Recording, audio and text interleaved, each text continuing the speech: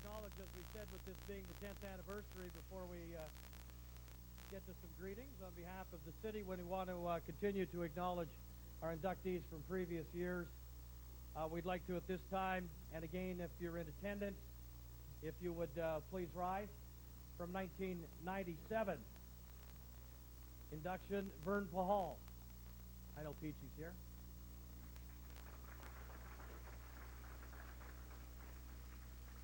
Of course, it's close to the kickoff time for the Riders, so maybe he's not here.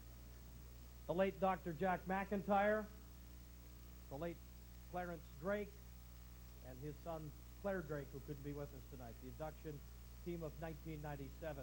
1998, the late Gloria Hayden, the late August Gus Loeb, Margaret, Stan, Ted, and Will Pominick,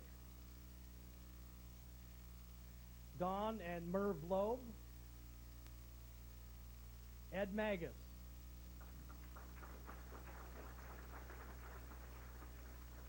Cheryl Roberts, Stephen Yahelnitsky, Gerry James. He made it.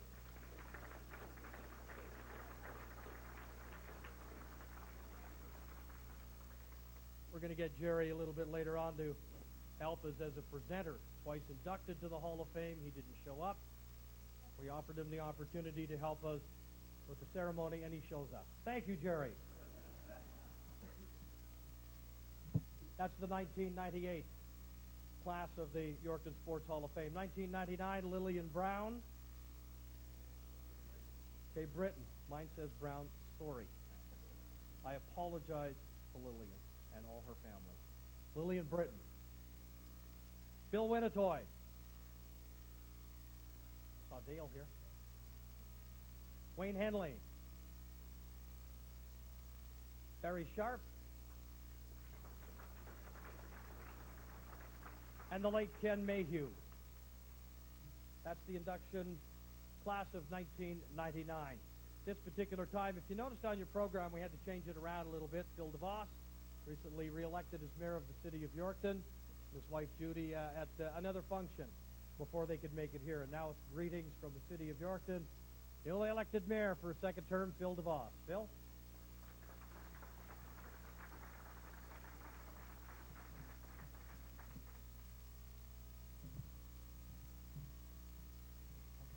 Thank you, Your Holiness. Good evening. It's absolutely wonderful to be here with you tonight. And we've only been here a couple of minutes. We had another function that was prearranged, and it was with the Navy League people who are meeting down the street. So I missed that beautiful roast beef, but I got some beautiful roast beef at the other end of town and great dessert. But I want to thank you for inviting us to be here tonight. You know, about 2 weeks ago, in this very room, a group of people stood forward and decided that they wanted to help to run our city. And I'm very pleased that a positive attitude has come forward in our city to go forward with a lot of things that we want to go ahead. And I think it's very fitting that about a year from now, this facility will look so different. And you in the area that appreciates sports will appreciate what you have here, and so will all of the other people in our community that said you couldn't do it, because we will. We will do it. And this project's going to go ahead. I want to recognize Councillor Hill. Councillor Wyatt, I believe, is here someplace. He was here. Oh, there he is, Chris. Yeah, I'm sorry, I couldn't see the glare from here, please. But I'm very proud to have them back on council, too. They contributed a lot in the last 3 years, and we're going to go ahead with things. I want to congratulate this year's roster of inductees. It's a tremendous honor that is bestowed upon you, and I know you know that, whether it's your birthday or not. But it certainly is something that you will be able to, you have a legacy. You will be here for all time. And I hope that together, between the members of City Council, as well as the people that represent the Sports Hall of Fame, can get together and somehow we can work on that particular facility, because it is something that more people have to be get into on a regular basis to see just what this means in our community. And that's one of the stumbling blocks, is trying to just walk in and see it without making an appointment. But we're going to get over that hump. And we've got some tremendous people people at our table from City Hall, Darcy McLeod, our Leisure Services Director. We're all going to pitch in. We're going to work with it. We're going to make it happen, and it will happen. So to those of you, Tom Dutton, I can't believe you're here. Thank you. We're happy to have you back. You still owe me $20. Thank you very much for the kind invitation to be here tonight, and I'm sorry we had to come late, and I hope you understand. But let's get on with the inductees, Randy, because I think that's what it's all about. Thank you.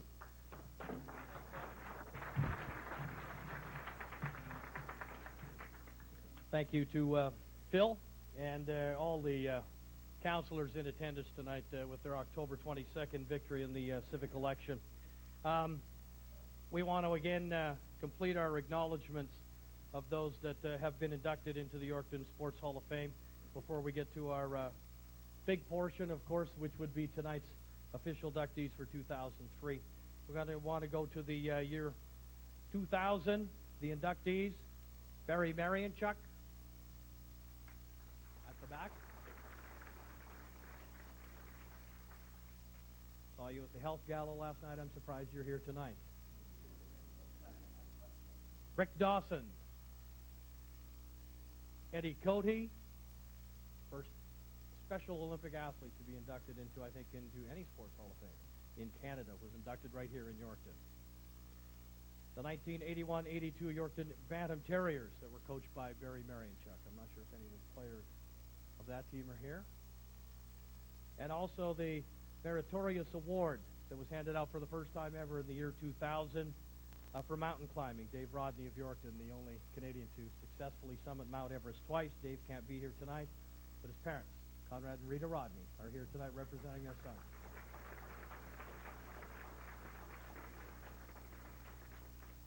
'2001 inductees, probably ready to have another record in the pool. Mike Bidnock with us tonight. The late John Loster. Gail Harris. You were here when she got inducted, right? Of course. 1969-70, Yorkton Senior Hockey Terriers still at the same table they get every year. At the back, the Senior Terriers, stand up. How many of them are here that played on that team? Be a whole bunch of them.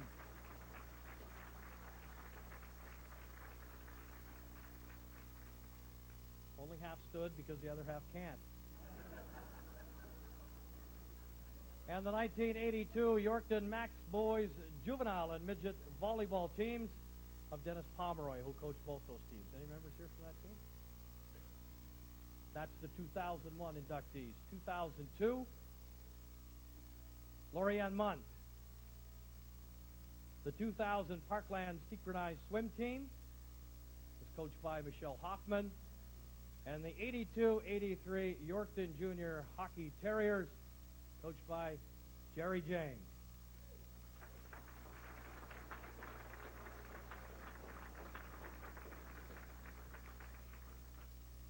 That was the 2002 inductees into the Yorkton Sports Hall of Fame. At this particular time, he was the driving force behind getting the Yorkton Hall of Fame going in 1994, but his efforts began far previous to that. He has a few words he'd like to say tonight. Its first president, Vern Pahal. Peachy?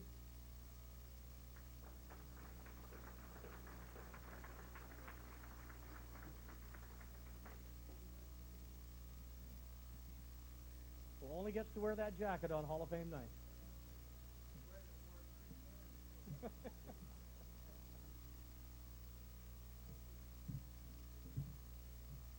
Find your notes, buddy? No. Huh? They're gone. Mr. Chairman, ladies and gentlemen, it is our 10th year, and what's most interesting to me is we've had 100 years of history in Yorkton here with the Yorkton Sports Hall of Fame, and I'm hoping that it'll continue on for another 100 or 200 years, and really, when you think about that, there will be a preservation of Yorkton sports for 200 or 300 years. You know, I have premises, and I had executives over the years, and et cetera.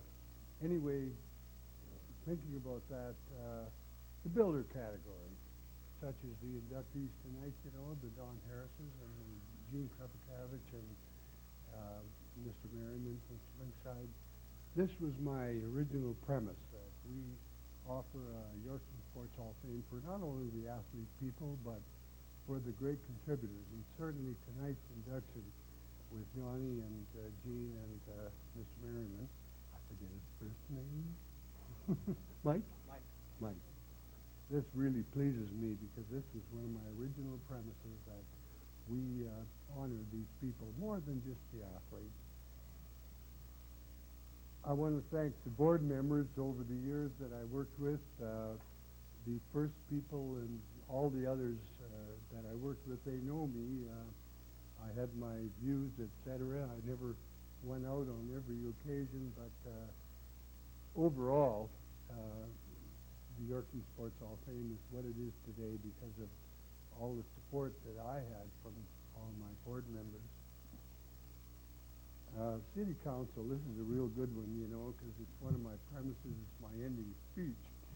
Anyway, the City of Yorkton now have a new council, and the City of Yorkton has been very supportive of the Yorkton Sports Hall of Fame over all the years, and I want to say that I'm hoping the new council will support us and continue with what I think is a really great thing for Yorkton, to have the Yorkton Sports Hall of Fame and honor people in Yorkton that have done an extremely good job. Yeah, and of course, as we know, Yorkton's into a very exciting future in the next 10 years, and I hope that the City Council and all of us support them and do the best we can. In my closing remarks, I want to talk about the friends in sports. I was so fortunate over all the years to make a lot of friends in sports. If it wasn't baseball, it was hockey, and I even tried curling, but nobody knows that. Ivan doesn't know that. But I really had a wonderful time having friends in sports, and to me this is extremely important. My wife and I are going to live in Yorkton for the rest of our life, and we do that because of all the friends we've had here. If all of you don't mind, my greatest friends, or at least was my friends that have been so good to me over all the years, is the Yorkton Old Time Terriers. They helped us in the beginning. They're with us now, and that really might not mean a lot to all of you, but to me, the friendship that I have with them and the way they treated me over the years is really remarkable. So I live here at Yorkton because I have so many great friends here, as my wife does. Yorkton owes nothing to me. I owe everything to Yorkton. What a beautiful city to belong to. Thank you.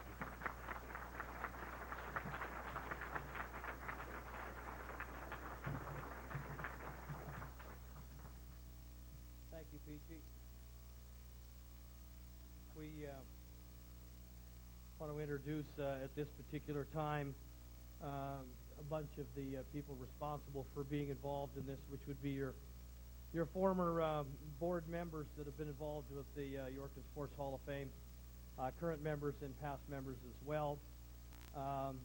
Please welcome, and he'll be up momentarily, but we'll have them all stand as they're introduced.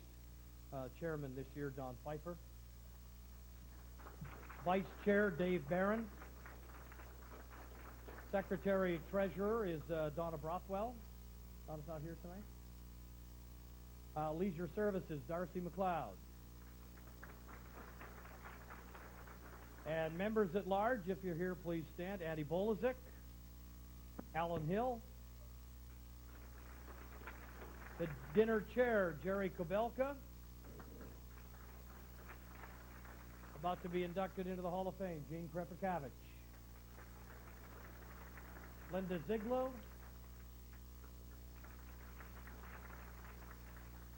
Curator at the Hall, who's done countless hours of work at the Hall of Fame, Michelle Pfeiffer. Bev Link. As well, the amount of time that they have put in at the Hall of Fame has been greatly appreciated. Ex officio member, that's Peachy, Vern Pahal, who we just heard from, all the work that he's done. Thank you very much, Vern. And Finance Subcommittee is Randy Golden. Not sure that Randy is here tonight. Others who have served on the board include Bill Caspira, Darlene Drobet, Jody Howda, moved on to Moose Jaw, Ken Pelon, Daryl Bodie, and I know he's not here after the gala last night. And I served a little bit on that myself. Also, we want to acknowledge the founding members from 1994 when the Yorkton Sports Hall of Fame opened. And many of those are here tonight. Vern Pahal, Gerry Bullitt is here, one of the founding members from 1994. Again, Dave Barron, who's been with it from day one. Bev Froon, Randy Golden, Hall of Famer Gordie Johnson, who was here right from the beginning in 1994. Merv Loeb, Byron McCorkle, Patty Pelon, Dave Rusnak, and Linda Ziglo. Original members from 1994.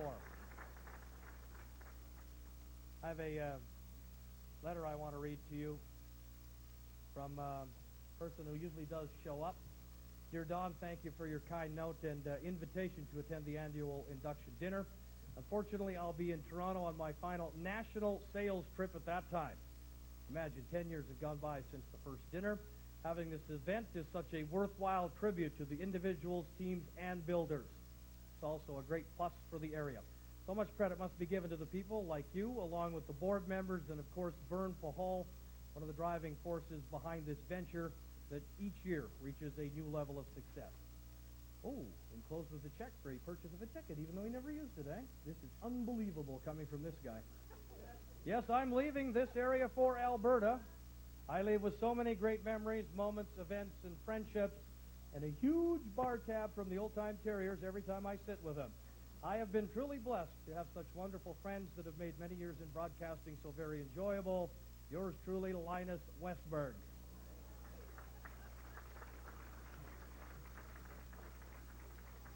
Did he send check or cash? Check, yeah. Oh, there you are. Linus is retiring after many years in the media. He began at GX94 radio, I think in like 1954 or 55, and when television came to Yorkton, he immediately moved over to CKOS and has been a permanent fixture in and around here from his time in Dauphin as well. He'll be sorely missed as he moves to Alberta upon his retirement.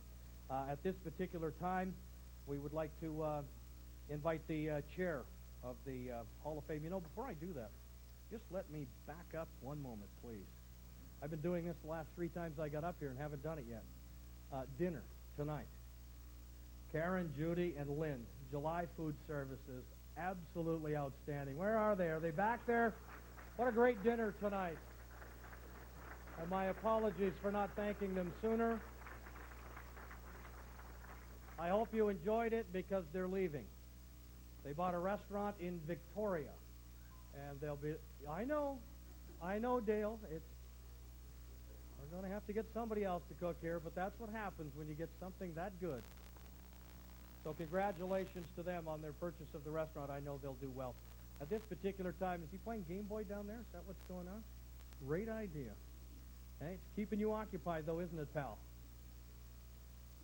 Tonight, with the big induction just moments away, we want to hear from the chair of the Yorkton Sports Hall of Fame and all the great work he does here, and he's been here right from day one as well. He is a Hall of Famer himself.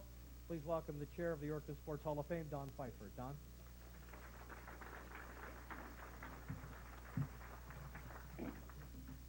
Beginning to wonder whether Randy really wanted me up here or not.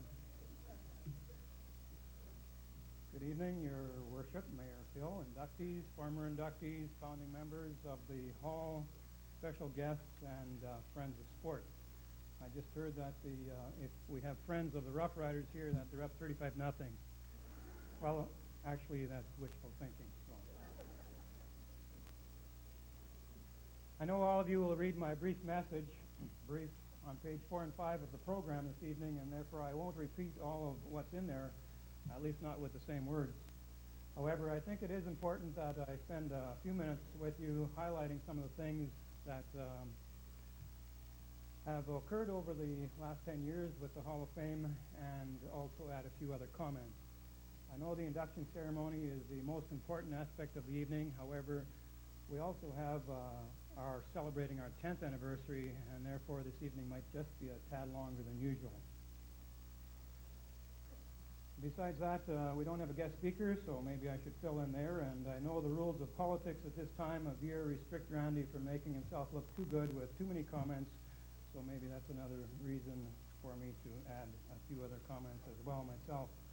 And of course, Linda Ziglo down here, I don't want her to go into cardiac arrest without having the opportunity to listen to my usual 15-minute speech. So, Linda, you should be okay. And I look down the right-hand side here and see some of my former students in that football team that's being inducted. And I just ask those fellows to relax. This really isn't an assembly, grade 9 assembly from way back when. One of those be good, leave the girls alone type of things, so you can relax with that. And one further announcement, I also want everyone to know, especially Randy down here, that the Yorkton Sport Hall of Fame is a non-partisan organization. We don't have a lot of money. We may be able to be bought, Randy, but we still are non-partisan. Seriously, we do appreciate Randy working with the Hall over the last number of years, acting as our MC, doing all the interviews and those kinds of things along with Access TV. Seriously, this evening is indeed a very special celebration for all of us connected with the Yorkton Sport Hall of Fame. And the two reasons for this you already know. We've mentioned them a number of times. One, we honor our 2003 inductees. All of you are certainly worthy of the title Hometown Heroes. And secondly, of course, this is our 10th anniversary. Jean, your volunteerism within the community of Yorkton, and in particular your dedication, commitment, your leadership, and your let's get things done right attitude with especially the Terrier organization over at least 40 years, first the seniors and the juniors, is unmatched, I believe, in the community of Yorkton.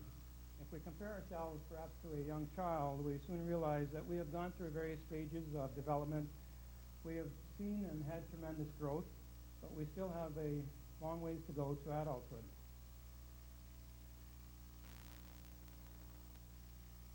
In and around, and Vern has touched on some of this, but in and around, as I understand it, the early 1990s, before I became involved in 94, I guess, or 95, that was. Vernsville Hall had an idea about establishing a Yorkton Sport Hall of Fame. Vern has always been an idea man. In 92, 93, Vern was a board member of the provincial board of the Provincial Sport Hall of Fame. And as such, he began the legwork of trying to get a satellite hall set up here in Yorkton. Over a 2-year period, he negotiated with the provincial organization and finally got the approval for the Yorkton Hall. It just didn't come overnight. His closest partner in crime at that time was Merv Loeb.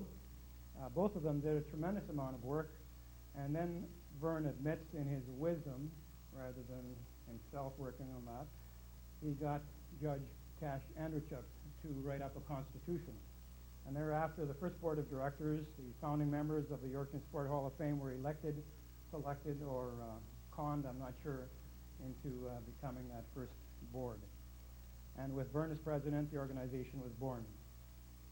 After a lot more work, the first induction dinner was held in 1994. And sometimes I think most people don't realize that there were 2 or 3 years of work that preceded the actual first induction dinner. I guess we could say that Vern conceived the idea of the hall, and the founding members, after some challenging yet enjoyable, perhaps heavy labor pains, gave birth to the hall. And ever since, the Hall family has been expanding. I'm not so sure about that analogy, but we'll leave it at that. Regardless, the tremendous work done by the founding members, and this has been mentioned, the veteran board members, our present board members, some serving 5, 6, 7, 10 years, some being new, certainly deserve a lot of recognition. Over the past 10 years, I was thinking about the growth we've had, and we've had some great growth spurts, and perhaps on occasion we've also been on a plateau where seemingly not much was happening other than the induction dinner. But that in itself has been a major accomplishment each year while we serve the community and honor the inductees. So I hope with this bit of history, I haven't bored you, it's a bit of information, you have a better understanding of where the hall has come from over the last 10 years. Talking about growth spurts, I feel, as I alluded to in my program comments, one of our biggest growth spurts has taken place this past year and a half. With a complete retrofit to the hall, a more organized approach to our mandate of managing and preserving the rich culture and history of sport in Yorkton, to a more visual and appealing attempt in honoring our annual inductees, displaying their portraits, memorabilia, to working on new ways to promote the hall, not only for our community but also as a part of the tourist trade in Yorkton. The hall, the 10-year-old child, the 10-year-old athlete in the making, is starting to flex its muscles, in my opinion, more and more, and the process is being noticed by more and more people. Just a comment to the former inductees, and again, I know this has been said, when I send out the special invitations in June to all of them, I wasn't sure what type of response I would get, but I'm very pleased to see a number of them here, and a number of responses, emails, and letters from those who were unable to make it.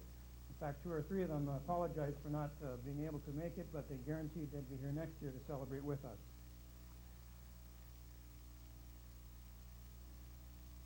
I think the former inductees should realize that if it were not for you, we could still have a hall here, and that would simply be a sport museum. But with you, it is truly a Hall of Fame and a museum, and I think that makes a difference. I'm getting close, Linda. To the City of Yorkton, again mentioned a few times, but as president of the organization, or chairperson, I want to thank you for providing us with our present home on Smith and 3rd Avenue in the Historical Land Titles Office. And I hope all of you get a chance to enjoy or take an inside peek into the hall by taking a look at the newly produced brochures on your table. Thank you to Michelle for all of the work put into the brochures. We haven't had one for a number of years. And again, congratulations to the newly elected and elected city council members here this evening. And I think we have Bob, Les, Chris, Deb, Phil, of course, Mayor Phil, and Janet here. Over half of our city council is with us. So thank you for your attendance, and our board looks forward to a renewed understanding and partnership with all of you and the other city council members as well in regard to the operation of our hall. With all of the talk about revitalization within the city of Yorkton and the new complex, as mentioned earlier, I know that sport history, sporting personalities, and consequently our Sport Hall of Fame can definitely play a part in serving that need of revitalization. We look forward to working with you. Secondly, to the Provincial Sport Hall of Fame and Sask Lotteries rep, Bob, I would like you to pass on a special thank you to both of the organizations in Regina, and we certainly appreciate the assistance from the parent bodies in Regina. Without their support, we wouldn't be here as well. So thank you for your attendance, and I'm sure you'll pass on that message. In closing, I want you to know that each year, and I've been here a few years in this position, I try and find a common thread or a common theme that binds all of the current inductees together. And as I was reading through the nomination files and helping to prepare the citations for this year, that common thread had to be found in the word team. Working as a team, with a team, for a team, toward a team objective, help each of you individually and as a football team, builder or athlete, to achieve your objectives in the world of sport. And I believe it's the same with the Yorkton Sport Hall of Fame over the past 10 years. It has been and will continue to be a team effort that makes a difference. Regardless of how small your involvement might be, whether it's from getting those nominations papers completed, supporting our dinner by coming out on an evening like this, helping our fundraisers, to committing yourself to be a board member, promoting us through the local media, corporate, individual ads, whatever it might be, submitting memorabilia, artifacts. There are so many little things that we can expect from our community as well as our board. And all of you are important and critical to this team. So as we move into the next decade of our existence, thank you in advance for all of you who want to play on our team, the Sport Hall of Fame team, whatever that position might be. Enjoy the evening, and I promise next year on our 11th, I will be much, much shorter. Thank you.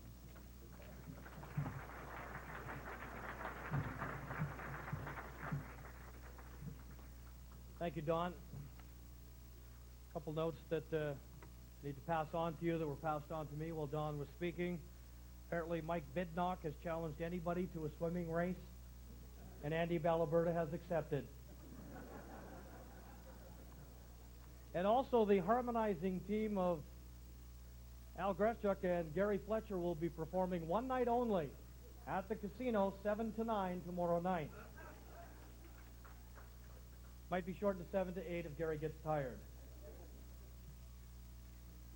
As Don alluded to, lots of people to thank. I want to extend my thanks to Access Communications. Laura Wilkins at the back. Let's give her a big hand. Helping out with all the interviews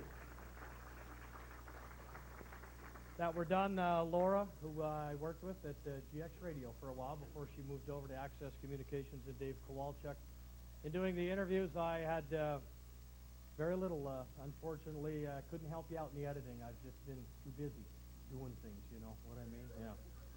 Just got a little tied up here the last little while, so I, couldn't help you out there.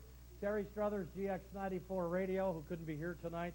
All the work he does, Galen Poulin, all the media. I know Calvin's here, Tyler, and a whole bunch of them here tonight. The media of Yorkton, when it comes to promotion of sport, is second to none. And they do an outstanding job.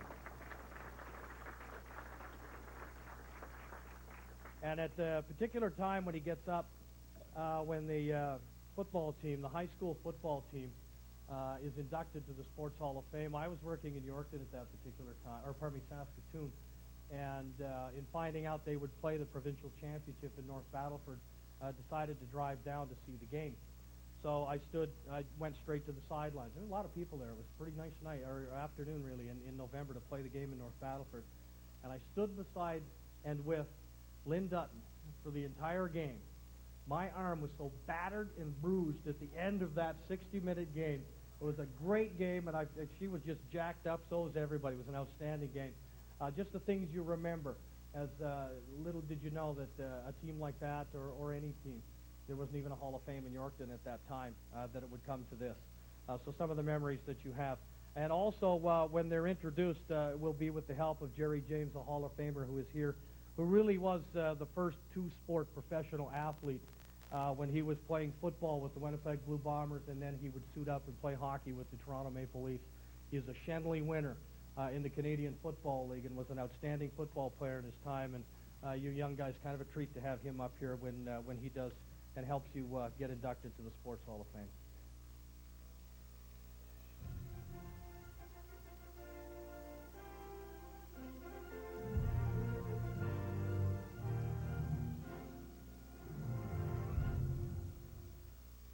You grew up in Springside, Saskatchewan. Good place to be brought up. Good place to play sports, I would say. Springside is definitely a small town, Saskatchewan, that has all the elements that allows kids to grow up freely with an open mind. You could play street hockey all you wanted in the streets there, and people would stop because they moved the nets, then they went by. There was always, everybody talked, everybody had a good pointer of good behavior. You could never act out of scope, because then phone call away to your parents always found out about it. So you always had to be disciplined and respectful to the elders and the older people. I would think too, it's inside the community, the if you went out for the team, you made the team. Yeah. And there just wouldn't be a lot of kids. Right, and even in my age group, I was kind of in the age group where there wasn't a lot of people our age. I was always supposed to play up. There was only 2 people in my whole town of 600 people who were the same age as me and Sean Reese. And so the rest were all farmers that we brought the kids in. And I can remember a lot of times we only had maybe 12 players on our team. Springfield was not right. I mean, there would be 12 players, 13 players.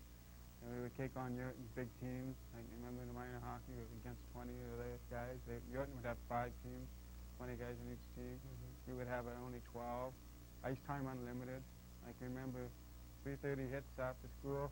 We had an hour and a half shinny time. Hour and a half shinny time. We were just out there having a great time. I can remember being with Dean Davies, Craig Davies, Carmen Davies, Skundiak, that he scored tonight 81 goals for the Estevan Bruins. He'd be out there. Adrian, yeah. Yeah, you know, like, those guys are 5 years older than me, but if I wanted to be out there for the hour and a half, I have to give it all my all just so I could keep up with them and learn, and, you know, it was, I remember those days vividly. To keep playing competitive hockey, ultimately you would have to come to Yorkton. Yeah. As you grew up, and that began to happen. What, Pee Wee Bantam age? I know that. 10 and under, I moved to Yorkton. It was hard, I think, to leave Springside at the time. I mean, 10 years old, you just went where you played hockey. But I think it was behind the scenes. It was more going on than that. But Yorkton welcomed us with open arms. But there was people ahead of me that opened the door, like, you know, the Lobes came to Yorkton to play hockey. I remember the Davies came. Yorkton played travel in hockey.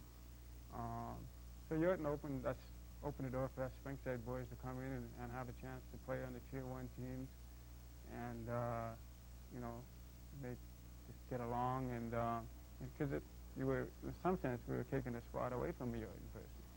You know, so they had to adopt us, like, you know, it wasn't the Springside Yorkton rivalry. It was, well, we're all in this together, and it's for the betterment of the kids. And I never felt that. I never felt different.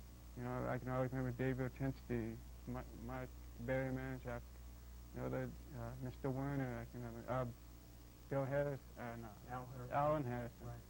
I mean, they would always make us feel at home. It was just, they're great individuals, great role models that I had as a kid here in Yorkton. You know, Alan Harrison and David Otinsky, Barry Manchak, all those guys were just great. You played through there at the time when Notre Dame would go into the Saskatchewan Junior Hockey League. And you had some familiarity of Rod Brindamore, Curtis Joseph, all those guys that won that championship as the youngest team, I think, ever. That was a record at one time. Yeah. You were a little younger than them, but you must have good memories of that team because they were so good. They were great. I remember that first tryout. I remember trying out. Half of them, a lot of them were my age. That was the thing. Like, we played together in midget and bantam off and on. And then to make that junior team was even more so harder, eh? And but I remember Barry McKenzie saying after camp, he said, "You made the team." Oh, great. He said, "But I'm not keeping you." And I said, "Oh." He goes, "If you make the team, you're going to be a fourth-line player. Mike Merriman is not a fourth-line player." He says, I would do you more harm if I keep you as a first-line player. He says, "I'm going to send you down to midget AAA. You'll be a first-line player. I'll call you up when I need you." He says, I got guys on this team that can play third and fourth line. And then that's their role. And I guess that's what I remember the most, is that more so Barry McKenzie taught you that he didn't always make decisions best for him. He always made them for the individuals. And I respected him for that. And getting to your question about that team, they were just awesome guys. I mean, there was 30 of us guys that we were together for 4 years. I mean, there was tight-knit guys. They would never miss a day in the weight room. They would never miss a day. And we were always encouraging each other to do best. Like, there was never animosity. You know, if one guy made the team above you, fine. But there was never any, you know, hierarchy. You know, it was always, everybody was equal. It was a good years at Notre Dame. After that year, you would play a couple years junior with Notre Dame. Your last year, I guess, as a 19-year-old. Yeah. You're already scholarship. You know you're going to Ohio State. The Yorkton Terriers are having a big year. They're going to go on to win the SJHL championship, and you have an opportunity to come back and play in Yorkton. Tell me about that. I remember that day vividly. I remember Barry McKenzie calling me and Dave Karpa into his office, and he says, you know, decision's yours, you guys. Dennis Polanis called me and wants to know if you guys are willing to go to Yorkton. And I said the decision is going to be your decision. And he says, you know, you guys got your scholarships.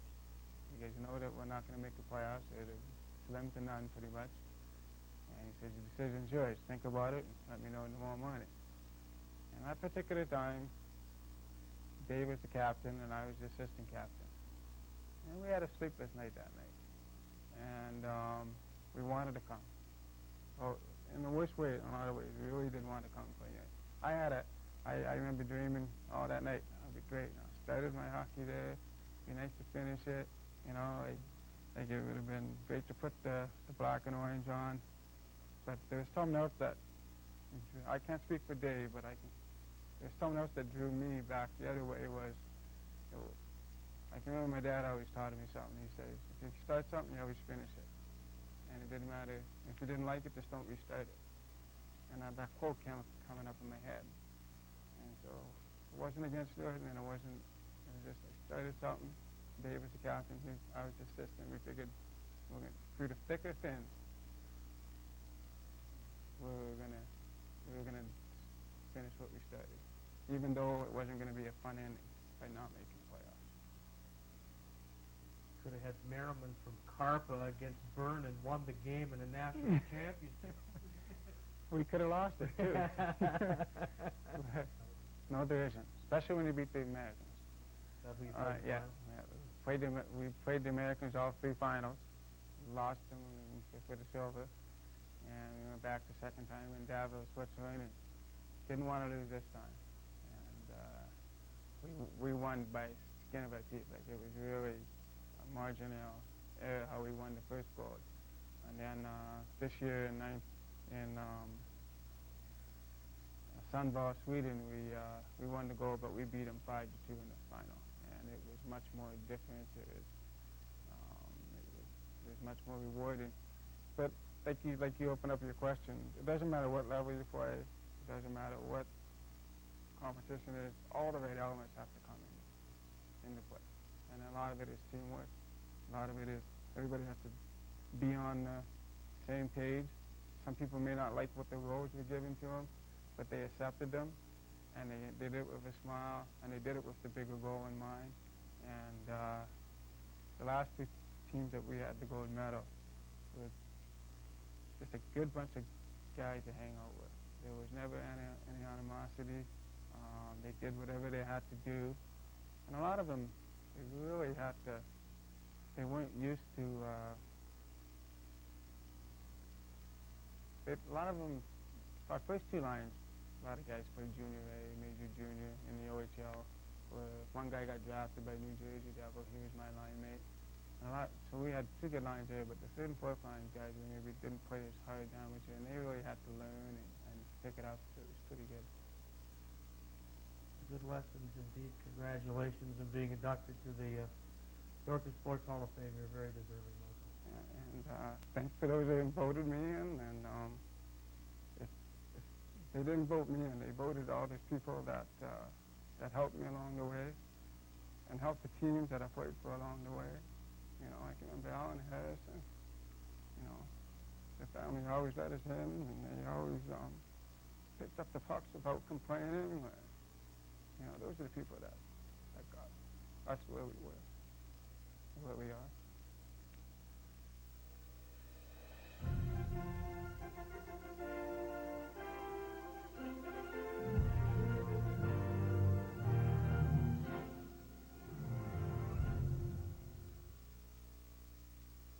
The induction of Michael Merriman.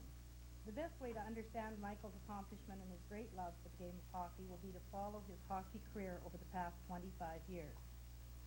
1978 to 84, Michael started to play the game at age 5 and thereafter played his minor hockey in Springside and Yorkton. Recognized with a number of Most Valuable Player awards in minor hockey competitions.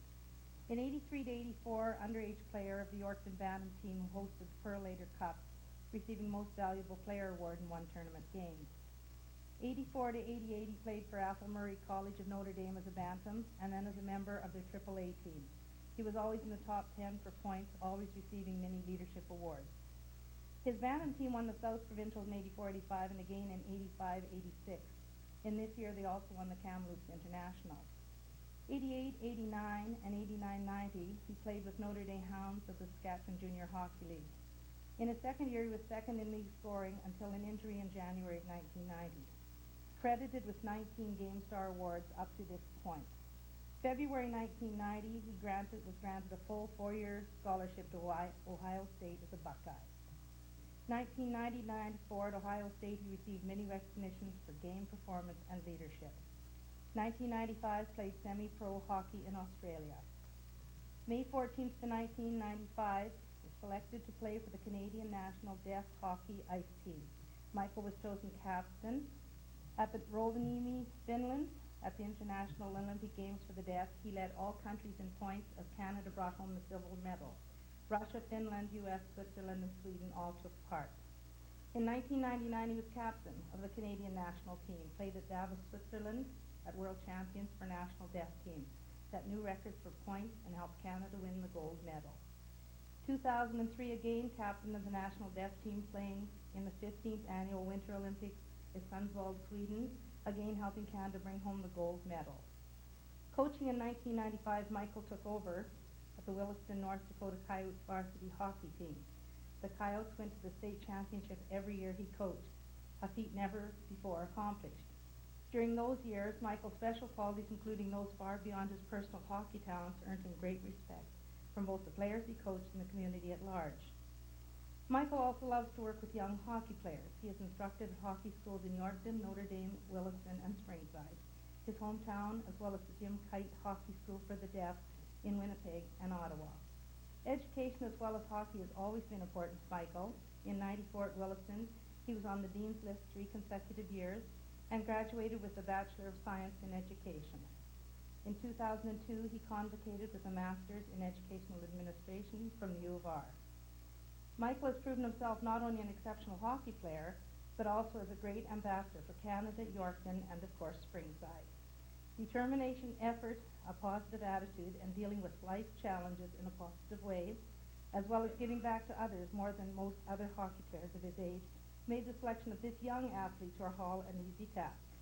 Congratulations, Michael, and welcome to the Yorkton Sports Hall of Fame and Museum.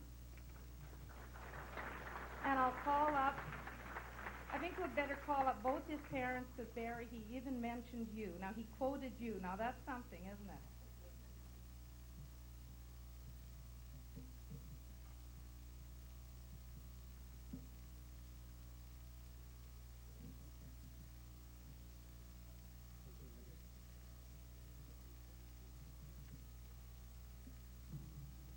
Last night, Michael emailed us, so we're going to share with you what he said. We're going to try. We're very proud parents, so excuse us for a minute. Good evening. Our son Michael and our daughter-in-law Sarah are both teaching in Panikilawak, Nunavik, so they're unable to attend tonight. So we are Michael's voice tonight. Good evening, ladies and gentlemen. I am truly sorry that I am unable to attend such an honor as being inducted into the Sports Hall of Fame. I first would like to congratulate Gene Kepper-Cabbage, Don Harris, and the 1994 Raiders football team for being inducted into the Sports Hall of Fame. Your actions and commitment to the community shall never be forgotten from this point forward. I would also like to thank Calvin Daniels, Calvin, from the Yorkton this week for nominating me. You are a true sports reporter for the community, as you have demonstrated a commitment to finding stories that excite and bring our parkland and community together with great pride. I also owe a great gratitude to the Sports Hall of Fame Committee for allowing an individual such as I to sit in a hall filled with people who have sacrificed themselves to the greater deed. My final thanks will be short, and I'll let Carol read his speech. Thank you. Sport has always been a great motivation in my life. One slogan that comes to my mind is, leave a piece of yourself on the ice. I have always tried to play the game with leaving everything I had in the tank that night on the ice. Be it good or bad, a performance, I wanted to people to know that when the game was over, so was I, because I had left all on the ice. I was not born with this trait. I was taught this trait that became a part of me. So who taught me this trait? Not to lose battles in life. My teammates from beginning to end. My coaches from house league to elite. My grandparents and my parents. Why? Because these people gave so much of themselves that it was easy for me to give everything I had back on the ice. Ironically, the greatest gift I received was that lesson has crossed over into how I choose to live my life. Everywhere I go, I bring a piece of you and me, and leave a piece of us behind in helping this great country become an even better place to live. God bless and good night. Michael Marion.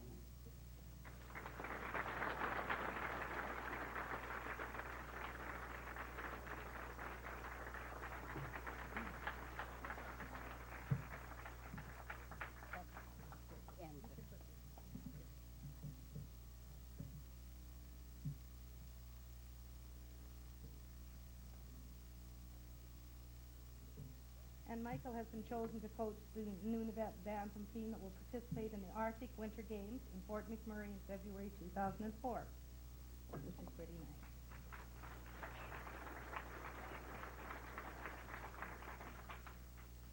Could we please see the video for Jean Krepikavich?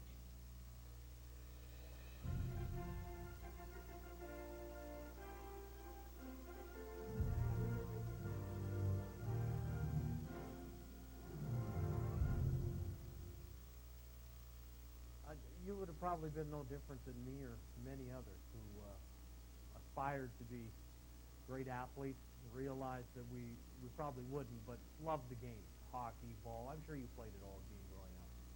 In fact, Randy, the injuries today tell us and tell me very clearly how we tried to be athletes at our young age and enjoy doing what we did.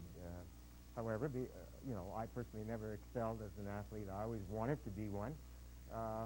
But hockey and baseball and football and all those, curling today is still a passion of mine, and so is golf. But yes, I guess that's where we all began. Track and field was big in my life when I was a youngster. And so as I evolved as a non-athlete, I guess I became a participant in other ways, and that's where my life has taken me. And as a teacher, your profession too, and working with young people, you would continue, I guess, as coach, helping kids, not just school, but athletically, and become an official as well? That's true. You evolve that way. You begin to coach. You became an official in many sports. I was thinking the other day that my first school was a rural school, and I was a builder way back then because I built a 9-hole golf course in a gopher pasture. And the trustees wondered, who's this guy building golf courses when he's supposed to be teaching? But it was part of physical education, and it was fun even then. I guess you became involved. You were officiating and helping in that regard, but your first affiliation, I guess, with hockey at a higher level would have been with the Senior Terriers? The Senior Terriers, and I've repeated this story many times, Randy. Vern Hall and I were on the same staff of the Yorkton Composite High School back in the 60s, and one Saturday, Vern asked me if I was doing anything and would I like to volunteer to help out the Senior Terriers. At that time, they were on the verge of needing financial help seriously. They were challenged to pay the bills. And I remember going out at Vern on a Saturday morning with a farmer's borrowed truck begging for grain from the surrounding area. And we came back at the end of the day with probably half a truckload. But I do remember other team volunteers doing that. And there was enough money gathered that day from the granaries of the rural areas to keep the senior terriers going another year. And so that's how I became a volunteer with the Yorkton Terrier organization.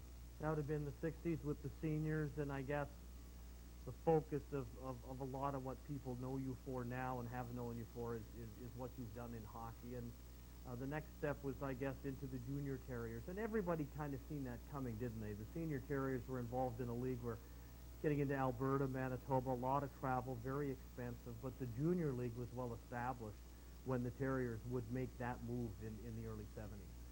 Right, and it was natural that the senior terriers, you know, they were involved with a team out of Calgary and Saskatoon, and those teams had the same difficulties the terriers did.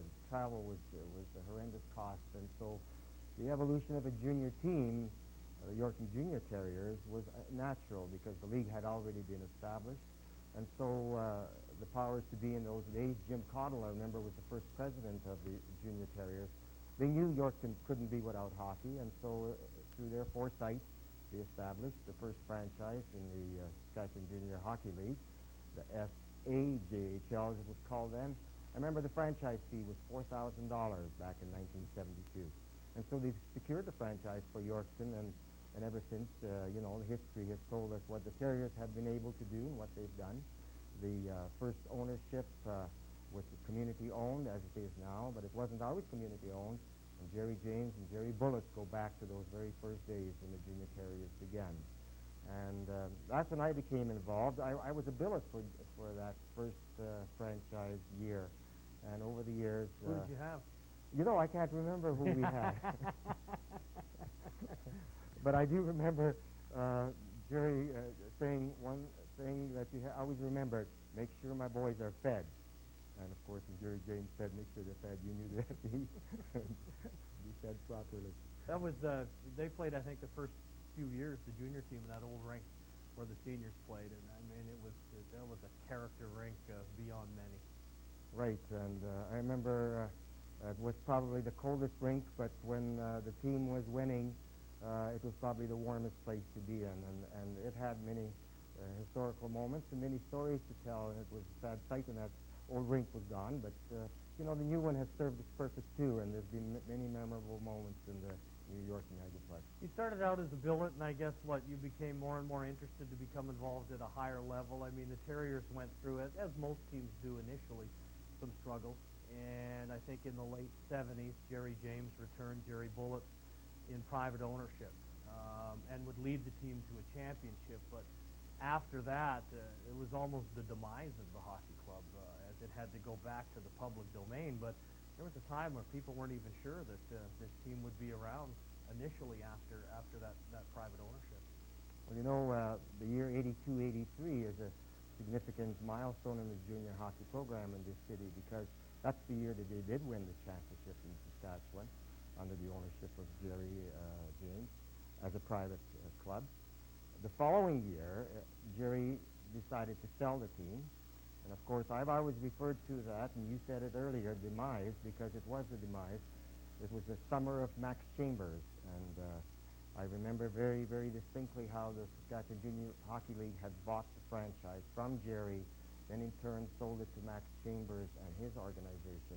And it was the shortest ownership in the history of this franchise because by November of that year, the Yorkton Terriers had no ownership as such, and they were on the verge of collapse, and there was a public meeting in this community. I was there. I became one of the volunteers who decided that we had to do something to save this team, and we formed an executive that night, took over the club.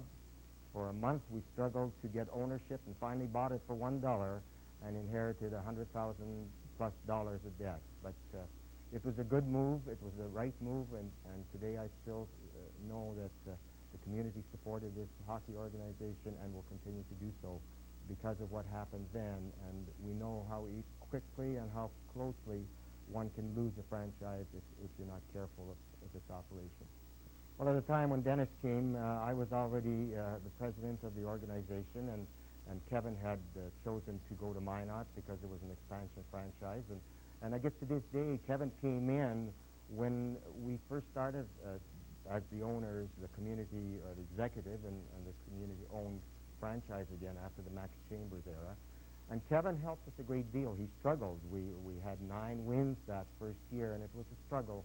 Eventually, Kevin moved on, and yes, the community was fortunate to receive the services of Dennis Polonich. Dennis had come, of course, from the National Hockey League. He had very little coaching experience, but Dennis learned very quickly, as you do in the Saskatchewan Junior Hockey League, if you want to be a coach. And the team slowly grew in its expertise, and, we lost a heartbreaker in 1988 to the Notre Dame Hounds, who eventually went on to win the Centennial Cup, as it was known then. But we were not to be forgotten, because back in 1990 and 1991, we had a team that was, I still think it was a dream team, and we did go to the Nationals. And for that one goal that didn't count, we could have been the champions that year. Let's go through that, because the start is against the host team, and Yorkton wins, and they're freezing along pretty good, get themselves into a nice spot as far as the semifinal is concerned. But they play Vernon, team that would go on to win it, and it's close. I think it's a 1-goal difference, and Sandy Gasso, I think, down the right side, rips a shot that they don't count. And just take me through what you thought and saw, because my vision was if it didn't go in, and we thought it did initially because of the way the puck came out when we were calling the game, Terry Struthers and I, that if it didn't go in, the one guy who had great presence on the ice was Terrier captain Gino Sancerre, who then picked the puck up because players didn't know what was going on if the play had been called. He put it in the net. And the Terriers were arguing if we didn't score in the first one, we scored in the second one, and the goal should have counted. Take me through what you saw and thought of that whole thing, because it was a real turning point. Well, we really, being out there in the stands as a fan, and I guess more a fan because you're with the club, you really want to win the game. I mean, obviously, we were sure that the puck was in, but as it's happened many, many times since in sports, replays, if they're not there to prove it, you can only surmise that it was in, and if the officials don't see it, of course, then there's nothing in the world you could do. And knowing that it was in, from our vantage point, from the angle we were at, we knew it was in. Many others did too, but however, the officials didn't see it, and so we had to move on from that moment. And unfortunately, we didn't win that game, but it's it's a memory that always stays with you, and you often think about it. And when you see other goals sometimes go in and not count, you say, "Aha, it happens to other people." You had to, in reflecting you and Reg, when it was all said and done, that boy, we had a great group, lots of volunteers, but the Agriplex was used to its fullest, which was nice to see that facility being used in one specific context of a national championship. It went well. It was well attended, promoted. I mean, it was an event that you guys had to be proud of to be involved in, to pull it off on the national stage. And I think what we were most pleased with, Randy, was the fact that the community really cooperated with us. And you said earlier, we didn't have a lot of large corporate sponsors because there are some rules and regulations about how you go about that. But the community was really behind us. We had a great base of volunteers. The Agriplex itself, benefited from some upgrading, and the community was part of an event that was a national event. And I know that, once in a while we get national events in small-time cities like Yorkton, but that was an indication that we can do it, and if we have to be called upon to do it again, we will. And so when you look back at it, you feel proud about the event that occurred here, and I'm sure that in the future it will happen in some sport again.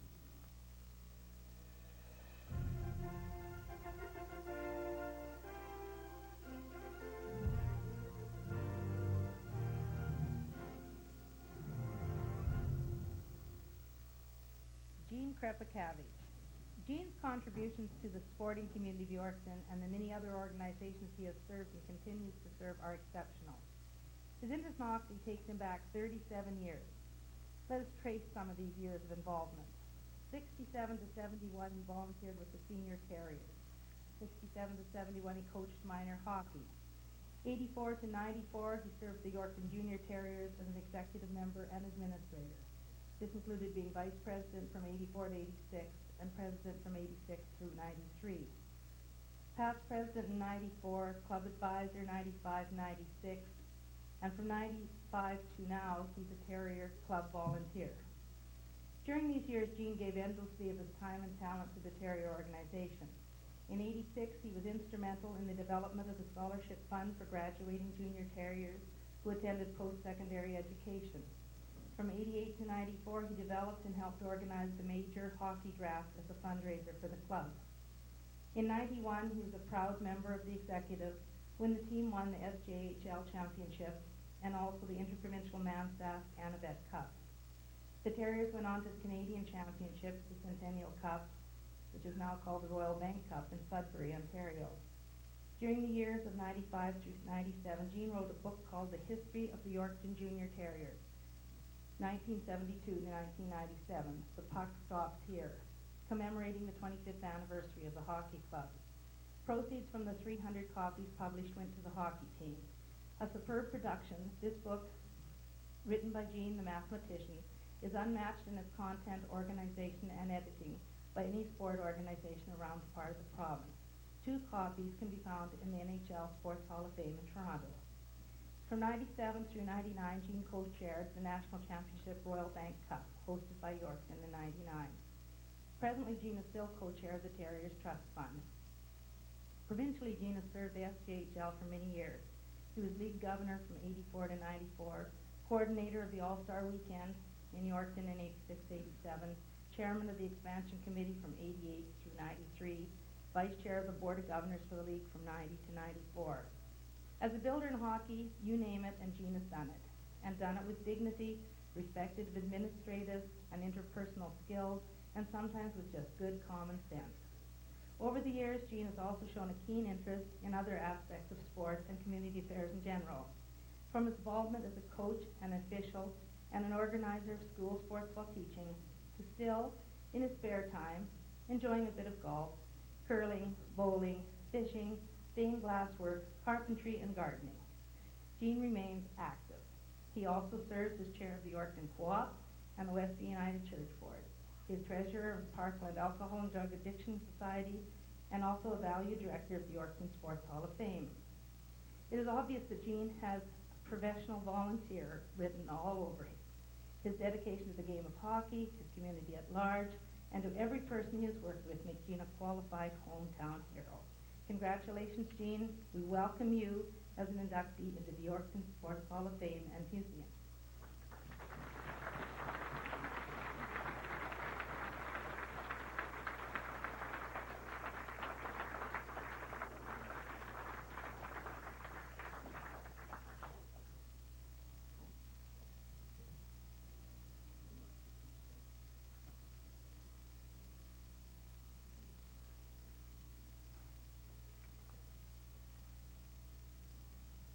And I'll turn the program over to Gerry for the other inductees.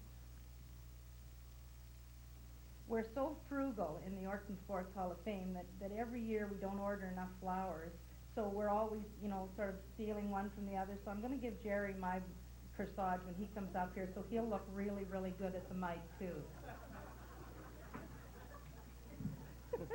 Which sign do you want it on, Gerry? There you go. Is that fine right there? There you go. Thank you. You're welcome.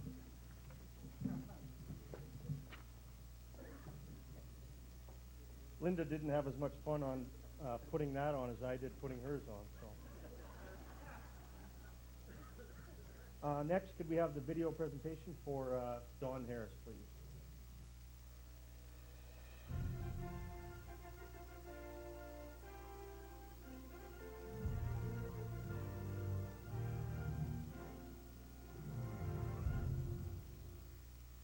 Yeah, we were involved in a lot of sports. I actually started out in the country because I went to a country school because I was born on a farm just south of Yorkton. And then, of course, after grade school, I went to regional high school here in Yorkton, YCI, and got involved in a number of sports, I enjoyed all sports, but mainly at the time I probably was the most interested in basketball and volleyball, because of my height, I suppose.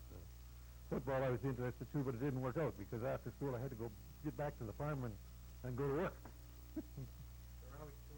There was always lots of chores to do, so the football was a bad time of year because that was a busy time of the year on the farm, so I never did get into football. Track and field, I enjoyed track and field very much. I was very good at the javelin, the discus, high jump, what else? Long jump. Quite a few of them I was. I wasn't very good at running. The other sports was pretty fair. I was on the javelin and stuff like that. That went right through high school. That went right through high school. Did you start curling? Started curling in high school. Yeah, that's where I got involved in curling. It's actually back when they just built that, actually, the new rink after the war, 1948, I guess it was, probably, and that's about the time I was in high school, and everybody started learning how to curl because we had our new rink over on Front Street there. That's where I got really involved with curling, and right from curled all the way through high school, which got a good start on it. And the building is still there. Yeah, it went through a lot, and actually going back, I was the president when the first time we finally put a lounge in there after a number of years. Everybody was get away from our snake room and started into a little better life in the lounge. There was always a way to have a drink. There was always a way to have a drink, so we decided that now's the time to spruce the place up a little, and we did. So I was involved pretty as the president at the time, and spent a lot of time there getting that place designed upstairs and rebuilt. So it was very enjoyable. When did you guys put a lounge in? What was that a bit about? Oh boy, Which was a big step at the time. yeah, probably. Oh, I don't know, sometime in the mid '70s, early '70s. Oh, okay. But shortly then you would move to the Agriplex. Yeah, it wasn't long after that. We yeah. built it. We were only there for 5 years when the Agriplex came along. So you finally got to legally drink there, and then you ended up in the Agriplex. And then we ended up the Agriplex with a whole new system. Yeah, so it was pretty good. But we got to start over there. You're involved in sports, athletics. You're curling. You're in track and field. You're playing everything. And just take me through, I guess, what was happening in your life as you got a little older, because you would become owner of a sporting goods store, and that happened when? Well, that happened in 1960, is when I started in the sporting goods business, and that's the time probably I started getting more involved into the sport. Getting more involved. There's two ways to look at it. You're involved because you want to get to know people and get them to know you. That you're in the business. So that's where I started being involved with the curling club, the golf club, track and field, shooting, whatever. You name it. I enjoyed being involved because I was always active. I couldn't sit around doing nothing. Like in the evenings, I'd have to. If I was back in the store, I'd be going to meetings or doing something. But it was good. There's one funny thing when I was involved with the golf club. Probably Vern Hall was the president at the time. Was the time we started putting in grass greens, and we had the grass greens in, but we had real water problems. Of course, we always get water problems when you're in a grass green. So he was going away on holidays, and we had the grass greens in, but we were running short of water. We had to find another water supply. So he went away. He said, "Harris, well, you find some water." So he went away, and I got on the ball, and I said, "No, there's got to be water on that golf course somewhere. We just drill a hole." I got a guy that wishes well, with the water wishing. Oh, yeah. Took him out there, and he found the spot. I can't remember the gentleman's name now. Anyway, they found the spot is right behind, actually, the present number 1 green is back in there where it was. So we drilled a hole. I got the water guys in. We drilled a hole in there, and I had all kinds of water coming out of there. But then the city heard about it the next day. Well, holy moly, the flack was flying then. We're drilling water. We drilled right into the city aquifer, according to what they said. Well, that sure got action in a hurry, and I'll never forget that. Vern and I still laugh about that. But it wasn't long after that. Once we drilled the hole, then we got the city to give us water, because before that they wouldn't give us any. But once they drilled a hole in the golf course and we found all kinds of water, they decided they better let us take some water out of the pipeline, because their pipeline run right across the golf course. So eventually we got water. So water for the greens. Water for the greens. We finally got some water in there so you keep the greens. It was kind of a funny thing that happened. Tell me about your curling. Did you not play in a provincial Yeah, championship team. Yeah, not provincial. I played in the provincial championships going back years ago. Actually, my four brothers, or my brother Gordon, and my two cousins. We played at that time. We played in the provincial.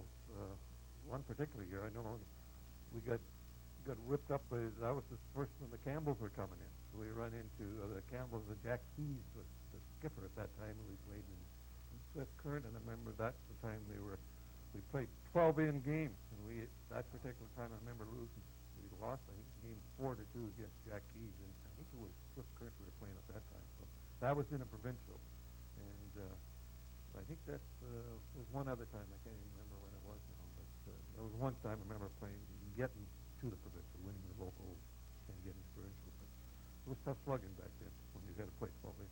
And there was good skirmers back then. Oh, yeah. Well, you're running into the Keys and the Campbell boys and Patterson's out of Moose Jaw, and I forget who was out of Regina. There was a lot, but it was the whole province was all the one schlock. Pretty keen curling, yeah. Pretty keen at that time, yeah. You talked a bit about your basketball in high school and whatnot, and at one time, the Harlem Globetrotters trotted through Yorkton. You played against them? Played against the Harlem Globetrotters way back when. Yeah, it was quite an experience. The main thing I remember about that experience was I thought I was pretty big and could handle myself in under the basket. When you got in those guys, you might as well run into that wall over there, because as soon as you got under the basket, all they did was put out their arm or move a little bit, and they just knocked you over because they were so big in comparison to you and so strong and heavy that it was almost unbelievable. None of us could ever. We were all a bunch of little, 6-footers, 5'11", but weighed about 150 pounds, and those guys are 6'6" and weighed 250 pounds. And you found out in a hurry that it is true, white man can't jump. You're right. You found out that we can't jump like those fellas can. There was no way. Trap shooting, and all that you were associated with, which you became big for hunting, and some of the championships and the things you've done in shooting, hunting, and in trap shooting, came later than a lot of the stuff you did athletically. Yeah, trap shooting didn't get going until probably into the, when was it, early 70s, late 60s, early 70s. And was that a byproduct of the fact that you owned the store? Probably a byproduct of that, yeah. A friend of mine down here had moved in and wanted to get this the trap shooting going, something that's a sport, and I'd seen it done before, but I'd never taken part in, so that's where I got involved. And from then on, I got pretty heavily involved. So it got to be a pretty time-consuming sport, but I done pretty well at it. Did it for 2 years, 1985 and 86. I was on the Saskatchewan All-Star team for 2 years running, so in the top 5 shooters in the province. So I was, right up at the top, pretty well as high as you could get then for 2 years. And you helped start the trap club. And we helped get the trap club going here, build our range out here, yeah, and brand new clubhouse. When did you start? When did the first trap club begin? Oh, I remember. That's pretty tough to remember. Probably back to early, late 60s, I would guess, sometime in there. Sometime probably 67, 68, 69. And that became more of the passion than any other sport after a while? After a while, that was probably my biggest passion in sports, yeah. It was probably trap shooting. Got into it pretty heavy, and it consumed a lot of the time. Yeah, so the golfing sort of went by the wayside because trap shooting always is on the weekends. So it takes a lot of time to traveling around and go to shoots. But it was enjoyable, and but after a while, you go on to something else. You've been extremely active in so many areas beyond just sports. And obviously, why you're being recognized here is for your contribution in sport. And tell me about who contacted you and what you thought when they said, welcome to the Yorkton Sports Hall of Fame, you've been inducted. Well, it was kind of a surprise, actually. It was my wife knew about it first, because she put a bunch of stuff together. I didn't know anything about that this was going on, but I guess Dave Barron had contacted my wife and asked her to submit some information on me, and then it wasn't until quite some time later that I found out that this was happening. That it was quite a surprise, and I didn't. She had typed out all this information and sent it in, and before I even knew about it, and then she told me she sent it in. So anyway, it kind of shocked me. I told her that she shouldn't have done that because I wasn't in that type of position. But anyway, it was too late. It was already gone. What do you think about? There's some people in there that certainly have to touch what you were involved in. I mean, from my dad to Len Bodie, and you remember him in Crack, and Oh, yeah. Vic Danelco, and Danelco. all the, Vince Ziglo and Dennis Palmer, on and on it goes. On and on. The people that you know. I mean, you're with an elite group, very deserving to be there, but you have to think this is kind of a neat place to be. Yeah, it is. And I guess when I got thinking about it a little more, it is. It's pretty neat to be, associated with so many top athletes, especially that are, and guys that have done so much for ball, like they say, it's a guy like Vic Danelco. He lived and breathed in baseball. It wasn't for him. He probably never had Cardinal baseball in Yorkton. Who knows how long? Because he spent hours and hours and hours and hours, and then some more hours at it, and stuff like your dad involved so much with hockey and things like that.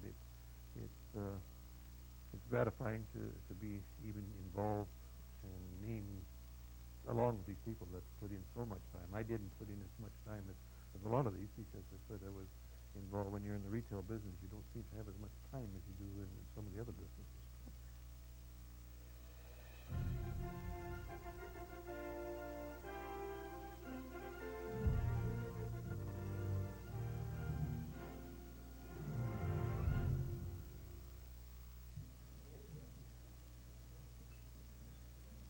Don Harris.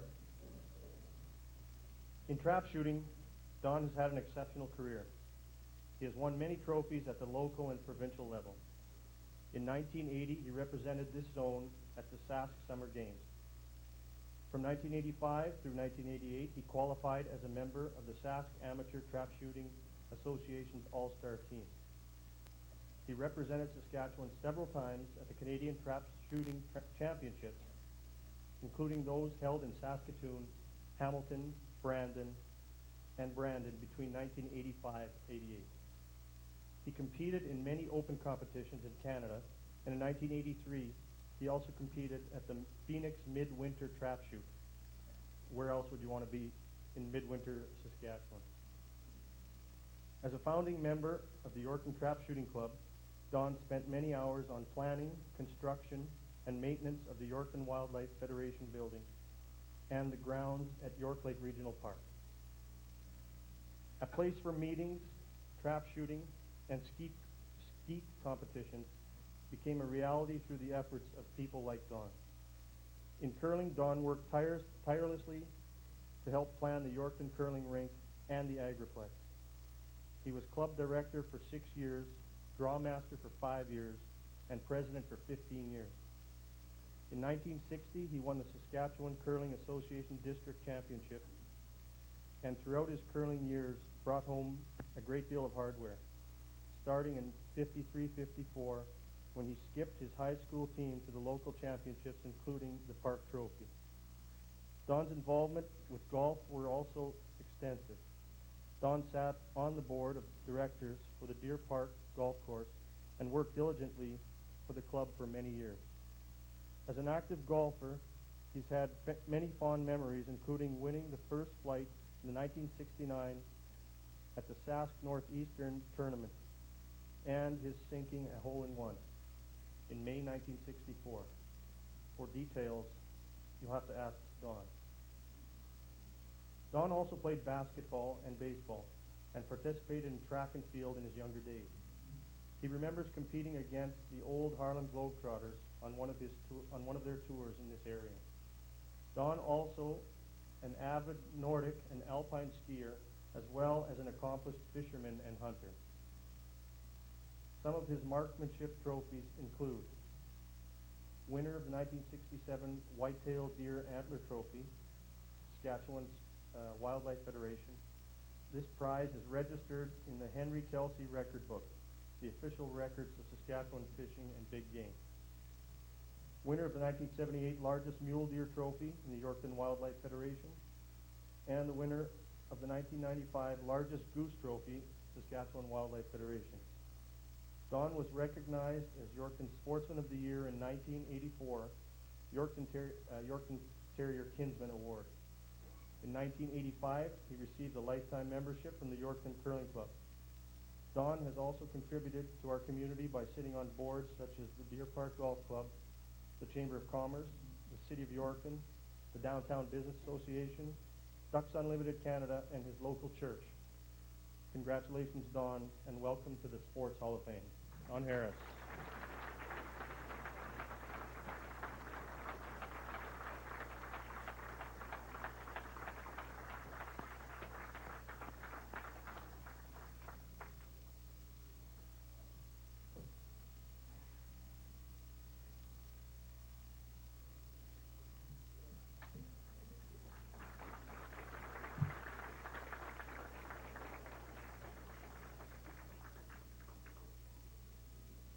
And finally, but not least, the 1994 Regional Raider football team.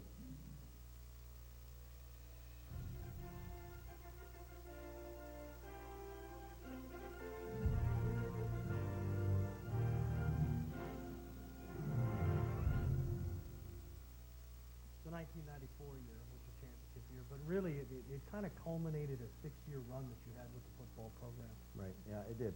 We had an awfully good team year in, year out for about 5, 6, 7 years, and it was a really good run. And yeah, it pretty much culminated in '94.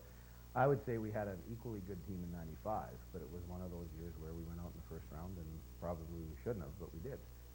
But yeah, so the run ended in '94, and it was in 93, the year before, you would win the provincial championship. You had made it to the final, right, and lost to Notre Dame. As you come back for '94, yeah, is there, with returning players, yourself, first year as head coach, you've taken over from Urban Kernan, but was it unfinished business? Was there that sense at all in '94 that you'd come so close the year before? We would like some redemption. We're shooting for a championship. Was there any of that? I think you'd have to say that every year we consider ourselves as challengers for the provincial title. I think as coaches, we probably thought we'd be there, somewhere near the top. But I think for some of the players from the year before, definitely there was unfinished business. We had quite a few returning players: Ryan Effa, Colin Dutton, Stu Russell, Mark Dutton. Some of the boys were coming back for a last year, and yeah, there was unfinished business for them. As the season wore on, we knew we had a good team, but obviously with those 2 losses to North Battleford, we knew we weren't world beaters by any means, but we had a good team, and we were going to be in a tough fight to get there and then to win the whole thing. So for coaches, from a coach's point of view, we had a job to do, and we wanted to make sure we did the best we could. But from my point of view, it was never, we lost last year, and this is redemption. It was sweet afterwards. We thought, well, it's good to do that. 6-2 during the season, only 2 losses. Yeah. North Battleford, yeah. And boy, I'll tell you, it was a good North Battleford team. I've talked to Don Hodgins, the coach of North Battleford, numbers of times after the game, and he still says it was probably the best team he's ever had. And we beat North Battleford in the provincial finals in '90 as well, 4 years before that. And I think they were probably, in their minds, favored at that year, and we beat them again. So yeah, there was a lot of coaching to be done that '94 season. We definitely had the horses. We were more of a team. We didn't have really 1 or 2 big stars like they did. We had to gel together as a team, and we had a bit of a roller coaster ride with the 2 losses to North Battleford. Can we do it? I know the players had some doubts, going into the final. But yeah. Well, before we get to the final, let's talk about the 4 teams that were left, Final 4, right, per se. Sure. You're going to play Moose Jaw. Right. In Moose Jaw. Mm-hmm. Strong team, too. Yeah. And you guys, when the Raiders, Raiders, whatever you were back then, played Moose Jaw, it was knock down, drag it out, old-time football. It was. Both Tom Dutton and I talk about that game as probably one of the best games we've ever been a part of. It was an incredible game, and the score doesn't really reflect how close it was. 34-19 was the final score, but I mean, it was 21-19 with 3 minutes to go. Moose Jaw Central at that time had a program. They had a program, and it was year in, year out, they were a good team, and they were perennial winners of their Moose Jaw League. And we never got to play them in the course of a regular season because they had a league. It was one of those things when you played Moose Jaw, they were an unknown. Anybody that plays Moose Jaw was an unknown. So we got a hold of a film and watched their team, and they were a solid team. Same coaches year in, year out. I guess you could say like us. I mean, we were on this is the 6th year of like you said, a pretty good run. And I'm sure they had similar thoughts that we're playing a Yorkton team that's been really an unknown to them, but yet their record stands for itself. Yeah. Same thing. So we were pretty pumped for that game, and going to Moose Jaw, never having played there before, it was pretty exciting. You're up 21, I guess, 13, 3:48 left. They scored a touchdown. They did. They scored a touchdown. Yeah. They've got a decision to make with less than 4 minutes. Playing on home turf, do we go for 2 points? Do we go for 1? They elected to try for 2. They did. And I'll tell you that play, the development of that play, they had a big crowd there. They have a big home crowd at Guthridge Field, I think. And it seemed like the whole stands shifted down to that goal line. Lots of parents along the goal line, and they ran I think it was a sweep play to the left, to our left, or to their left. And the kid stretched it at the end, in the process of being tackled, laid the ball out, down he came. Referee signaled that he didn't get in. Everybody jumps up and down. Yes, he got in. Yes, he got in. Parents are yelling. Coaches are yelling. Players are yelling. He got in. And it really was close. I asked a couple of players, did he get in? They were like, I don't think he got in, but they didn't want to say any more. It was, no, I don't think he got in. I don't want to look again. I don't want to see a replay. It was a judgment call. Who knows? Maybe. I don't know if there ever was a film of that game afterwards. But it changed the complexion of the game because instead of it being tied with less than 4 minutes, they're down 2 points, so they're going to have to press in those last 4 minutes. Yeah, their backs are against the wall now. And they went to the air, and our secondary just stepped it up and picked off a couple of plays, and defense was the one that won it for us down the stretch in that game. But that game was just a battle royal. We charged the ball down the field in the early goings of that game, and we had a 1st and goal, and they just stoned us, and they had some big horses on that team, and it was something else. We knew from the opening drive that we had that these are not going to be pushover boys. They were tough, and and as we were too. No rivalry because we haven't played each other. No. But yet, immediately the players recognize what they're in from both sides. Healthy respect for both sides. And it becomes war. Yeah, it was. Really. It was. It really, really was a war, which is a very different personality to that game than the final. The final had different baggage that went with it.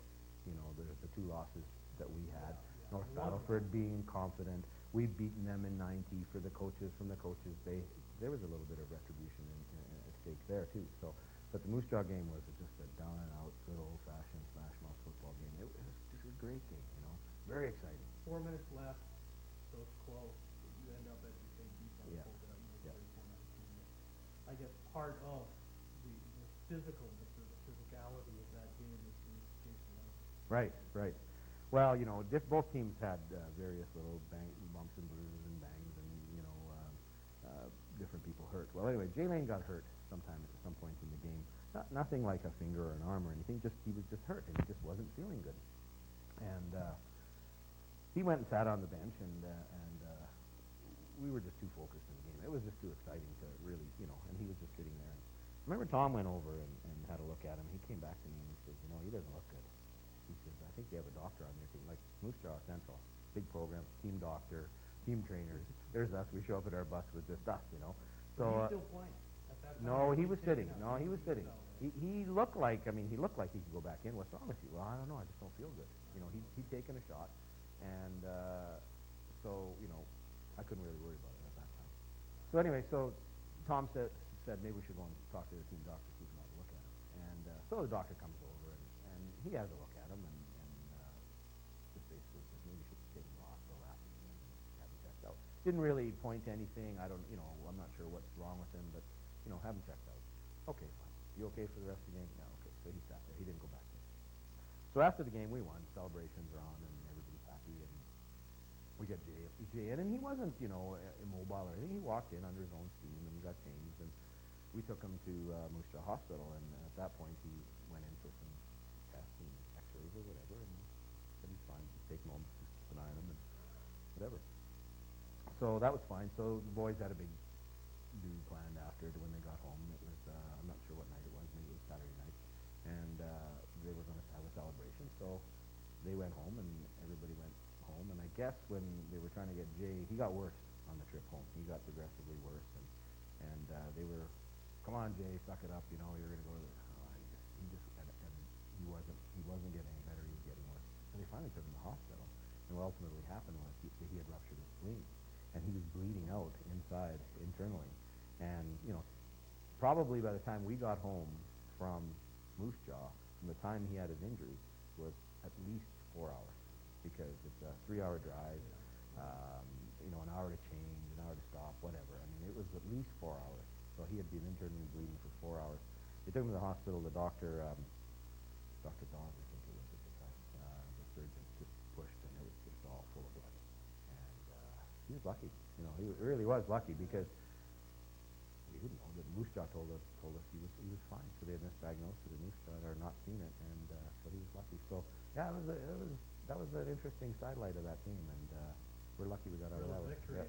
And it could have been the agony of defeat in one sense. Yeah, it was very. It could have turned nasty, and we're just fortunate that he's still with us today. Morganton's the key. You're able to control him, but take me through that game. I mean, you got off to the start. You scored first. Yeah, we did. Set the tone. It was the weather was in one sense it wasn't a factor, in another sense. Beautiful day, really nice, but it had snowed. Hardly any wind. Wind wasn't a factor. It cleared the field, but it was a little bit slippery. Lots of fans, big crowd. But again, there's this feeling. Okay, we've lost them twice, and everybody. I mean, you try to put out your mind, but you can't. So anyway, we're in the dressing room. We're getting changed. Very serious. I mean, these guys are as focused as they're going to be. They're really focused. And it was really a funny little thing. We always changed in this. They always took us to this room in their school. Kind of like our teaching theater, but it was carpeted, and it was, it wasn't a bad little room to change in. It wasn't a change room, like there was no showers in there, and it was like a carpeted meeting room of some kind. Very big room. And we got changed, and we were getting ready, and usually I say a few words, and out we go, rah. I don't know what I did, but I was standing next to Tom Dunn. He was standing right here beside me. I said, let's get in a little circle. So we all stood in a circle, the whole team. I said, let's hold hands. I remember he looked at me and he goes, hold hands? It was really quite funny. He said, hold hands? Like, are you serious? And I didn't answer him, but we just held hands, and it wasn't a touchy-feely kind of a thing, but it was just it was spur of the moment thing. We held hands. We didn't say a prayer or anything like that. We just kind of closed our eyes and envisioned ourselves winning that game. And we talked. We envisioned, just close your eyes and think about the job you have to do and what's going to happen and how it's going to go in a positive fashion for us. It wasn't very long, maybe 30 seconds. We held hands, and boy, then we went out. And I don't know if that made a difference or not. It was just something different, but I'll never forget Tom's reaction. Hold hands. And I put my hand in his big mitt, and it was it was a pretty good start. Yeah, it does feel special because we're being recognized, the team, as something that made a team that made a contribution to sport in Yorkton and brought Yorkton a semblance of fame, I guess, in the sense that we brought home the '94 provincial title. It was great. Congratulations to your coaching staff, all your players. Very deserving to be in the Hall of Fame. Yeah, thank you very much. It's great.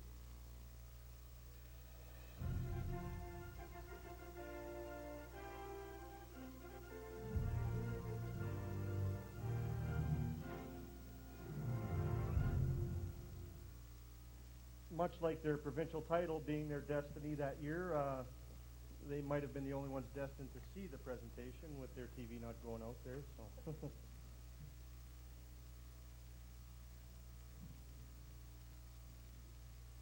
The 1994 Raider football team was exactly that, a team. It was a team effort all the way that got the squad, the Saskatchewan High School Athletic Association's 3A football provincial championship. Coached by Steve Ryan and a mix of highly respected former football players and veteran coaches, including Tom Dutton, Urban Kiernan, Ed Magus, Don Trevina, and Miles Tabin. The Raiders capped an 8-2 season with a thrilling 29-21 win over the North Battleford Vikings. The victory before over 500 fans in North Battleford was only the third provincial title before the regional high school, but it was the second in 4 years.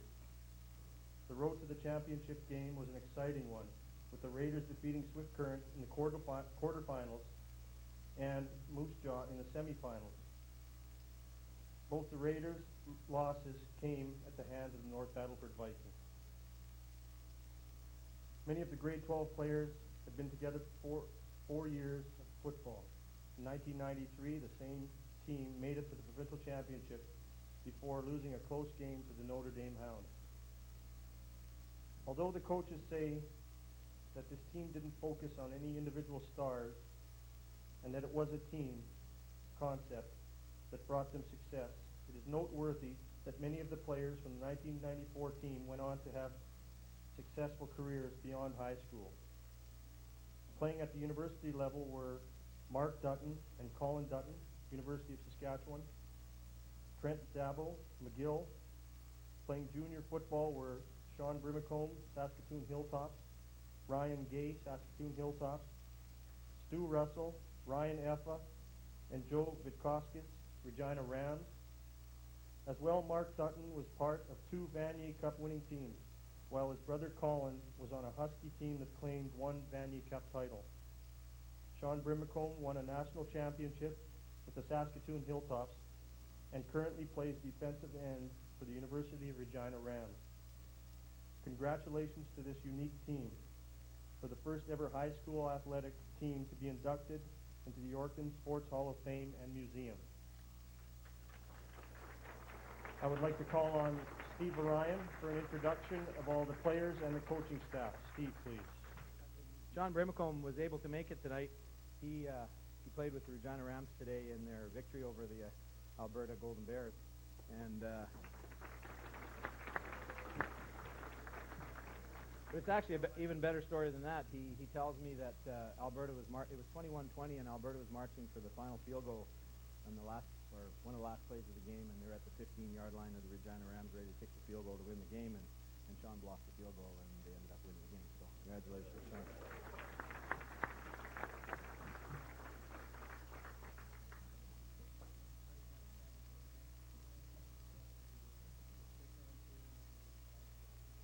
Okay, shake hands there, and then I guess you can line up behind me. So it would also be great if we could get a picture after. I'd really like to have a picture of everybody that's here. So stick around, don't disappear on us. All right, I guess in alphabetical order. Tony Antoniadis, Darren Balaberta. Oh, slow down, I gotta slow down. Yeah.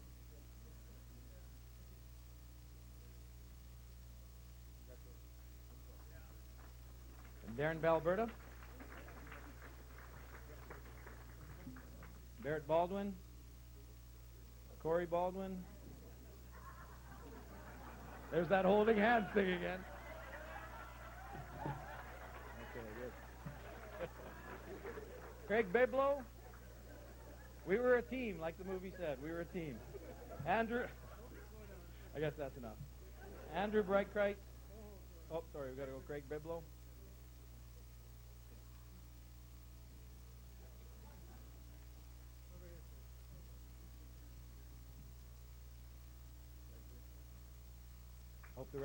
Hope the rest of you are taking note. You know what to do now. Andrew Breitkreitz and Stephen Breitkreitz, and hopefully they're here. Joel and Sean Brimacombe.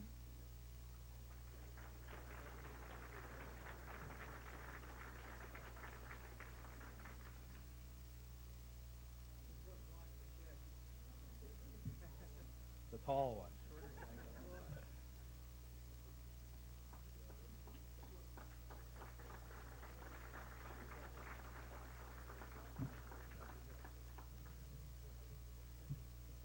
Clinton Dorn.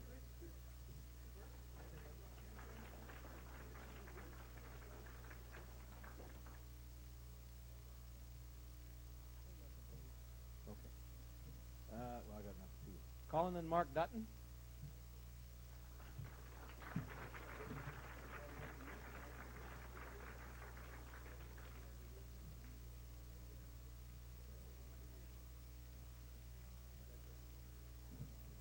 Ryan Effa.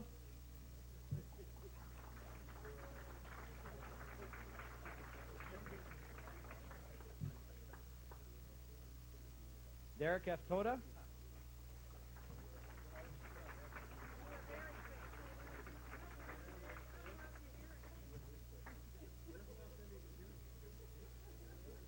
Judd Fagry. I don't think he's here tonight.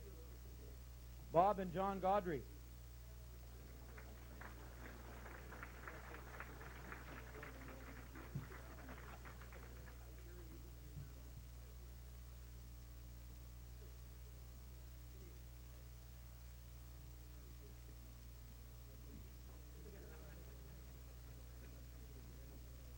Ryan Gay.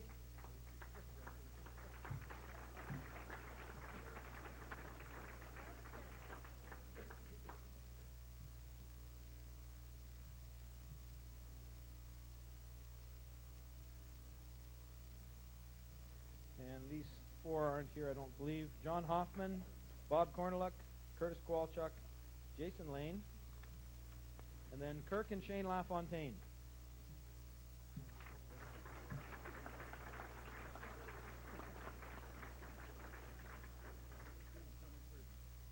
First is Shane, followed by Kirk.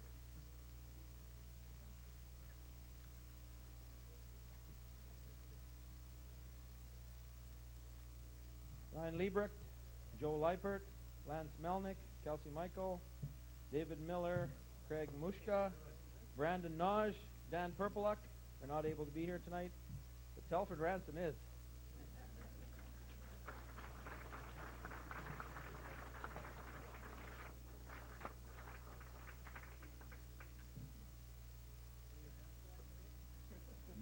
No, not a halfback.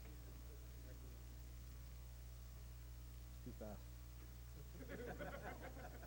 Damian Ragoza, Stu Russell, Jason Schrader, Jeff Stair weren't able to be here. Jared Stewart, I believe, is.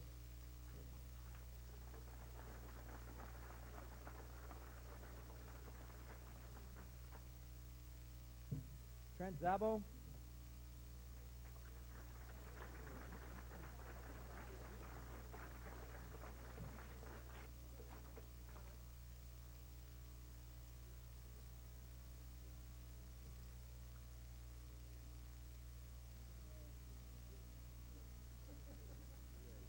Corey Teniak.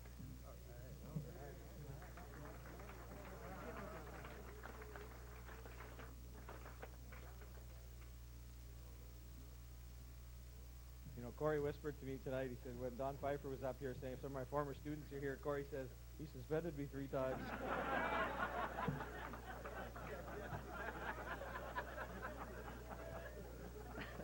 They all grow up. Dennis Tupin, Derek Van Pelt, Mike Waselenka, Paul Weinmaster weren't able, and Greg Woodward weren't able to be here. And the last of the players, James Ruth, is here.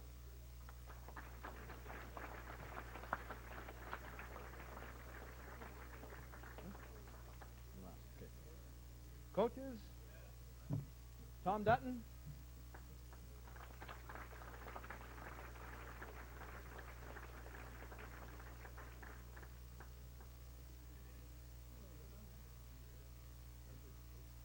Urban Kiernan.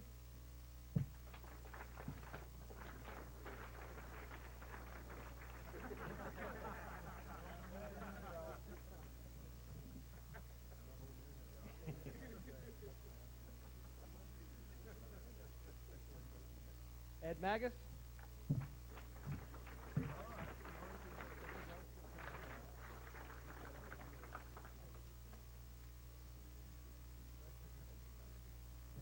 And Don Trevina.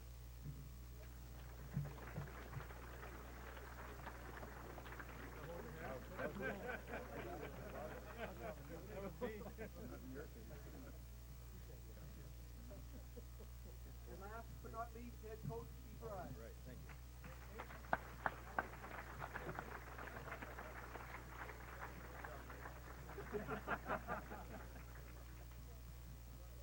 them a hand as they go down. 93-94, the 94 football team champion for the province, Yorkton Regional High School Raiders. Congratulations, guys.